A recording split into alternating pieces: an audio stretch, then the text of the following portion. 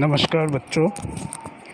तो आज का ये वीडियो हिंदी व्याकरण का दूसरा पार्ट वर्ण विचार पर तैयार किया गया है। तो सबसे पहले हम वर्ण विचार और उससे जुड़ी हुई बातों के बारे में जानकारी हासिल करेंगे। उसके बाद आपके व्हाट्सएप ग्रुप में जो प्रश्न उत्तर या प्रश्न अभ्यास और साथ में कुछ जानकारी वाले शब्द यहाँ दिए गए हैं, इन परिभाषाओं को आपको अच्छे से पहले कॉपियों में लिख लेनी है, उसके बाद उनको अच्छे से याद कर लेना है। तो आइए सबसे पहले जानते हैं वर्ण विचार क्या होता है। तो वर्ण विचार दरअसल व्याकरण के उस भाग को कहते हैं जिसमें वर्णों के आकार, उनके भेद, उनकी उच्चारण और उनके मेल से बनने वाले शब्दों को बनाने के नियमों की जानकारी मिलती है। ठीक है, तो वर्ण विचार को दरअसल दो हिस्सों में पहले बांटा जाता है। पहला होता है वर्ण और दूसरा होता है वर्णमाला। तो वर्ण क्या होता है? वर्ण भाषा की सबसे छोटी इकाई होती है जिसके हम और टुकड़े नहीं कर पाते। अर्थात एक बड़े से पत्थर को तोड़ने के बाद जब उसके छोटे छोटे कण बन जाते हैं तो उन कणों को और तोड़ा नहीं जा सकता। तो वर्ण भी वैसे ही छोटे छोटे कण होते हैं जिनको हम और टुकड़ों में नहीं बांट सकते। और दूसरी है वर्णमाला।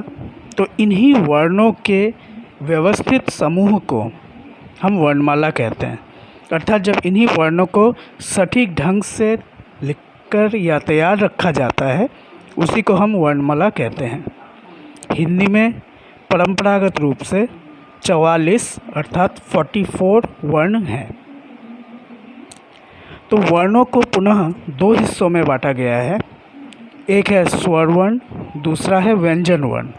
मूलतः हिंदी वर्णमाला में वर्णों को इन दो हिस्सों में बांटा गया है।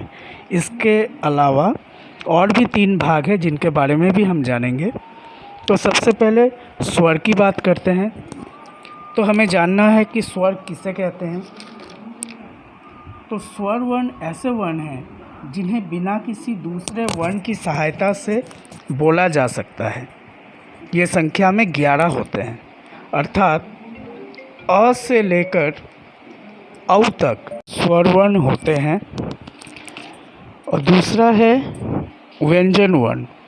तो व्यंजन वर्ण जिन वर्णों का उच्चारण करते समय सांस कंठ या तालु आदि स्थानों से रुककर निकलती है उन्हें व्यंजन कहा जाता है। अर्थात जब आप व्यंजनों का उच्चारण करेंगे तो आप महसूस करेंगे कि आपकी जो सांस है वो या कंठ में या तालु भाग से थोड़ी अटकती हुई महसूस होगी। परंपरागत रूप से व्यंजनों की संख्या 33 मानी जाती है, अर्थात 33 मानी जाती है। लेकिन ड बिंदु र और ढ बिंदु र इन दोनों को जोड़ने से वो 35 बन जाती है। तो उसके बाद जो आता है हमने कहा था, अच्छा हाँ, एक और बात, व्यंजन कहाँ से कहाँ तक होते हैं? क से लेके ह तक हम व्यंजन मानते हैं। अब इसके बाद अक्ष, त्र, ज्ञ, स्र आता है। तो ये कौन से भाग हैं? ये होते हैं, इन्हें हम संयुक्त अक्षर कहते हैं। तो संयुक्त अक्षर क्या है पहले जान लेते हैं। जब 2 या 2 से अधिक अक्षर मिलकर एक नया अक्षर बनाते हैं तब उसे संयुक्त अक्षर कहते हैं। तो हिंदी में 4 संयुक्त अक्षर हैं, जैसे अक्ष, त्र, ज्ञ और स्र। ठीक है, उसके बाद जो आता है वो है अनुस्वार। अर्थात हमने स्वरों में देखा था अ से औ तक। तो उसके बाद भी हम जानते हैं कि अंग और अह रहता है। तो अनुस्वार है अंग। अ के ऊपर जब हम एक बिंदी दे देते हैं तो उसे अंग कहते हैं, वो अनुस्वार है। एक और आता है अनुनासिक। अर्थात अ के ऊपर जब चंद्र बिंदु दिया जाता है तो उसे हम अनुनासिक कहते हैं। ठीक है, और विसर्ग हम जानते हैं अह, और जब हम लिखते हैं तब 2 बिंदियाँ दी जाती है जिसे हम अंग्रेज़ी में कोलोन कहते हैं। अर्थात 2 डॉट, एक के नीचे एक, 2 बिंदियाँ दी जाती है। ठीक है, अच्छा, ये थी स्वर और व्यंजन के बारे में, संयुक्त अक्षर के बारे में। इसके अलावा हिंदी में कुछ और व्यंजन के भाग होते हैं, जिनमें से एक है द्वित्व व्यंजन। तो द्वित्व व्यंजन क्या होता है? जब एक ही वर्ण स्वर के बिना या स्वर के साथ मिल जाए, अर्थात जब एक ही वर्ण, मान लीजिए क है, तो जब स्वर के बिना या स्वर के साथ, अर्थात आधा क उसमें कोई स्वर नहीं है, पूरा क जिसमें स्वर होता है, अस्वर जुड़ा होता है, तो जब हम आधा क और पूरा क दोनों को एक साथ जोड़ते हैं, तब इसका उच्चारण जैसे मक्का, तो क के ऊपर क का उच्चारण आता है तो मक्का, या च के ऊपर जब च का उच्चारण आता है तो बच्चा, न के ऊपर न का उच्चारण आने से अन्न। तो इन व्यंजनों को हम द्वित्व व्यंजन कहते हैं। इसके बाद होता है संयुक्त व्यंजन। संयुक्त व्यंजन और संयुक्त अक्षर दोनों में भेद होते हैं। संयुक्त अक्षर क्या होते हैं? जब एक व्यंजन के साथ, हम लोगों ने थोड़ी देर पहले पढ़ा था, संयुक्त अक्षर जब दो या दो से अधिक अक्षर मिलकर एक नया शब्द बनाते हैं, उसे संयुक्त अक्षर कहते हैं। यहाँ पे संयुक्त व्यंजन, जब दो भिन्न व्यंजन, पहला बिना स्वर का और दूसरा स्वर सहित आपस में मिलता है। तो जैसे द्वित्व व्यंजन में क्या था? एक ही अक्षर दो बार मिल जाता है।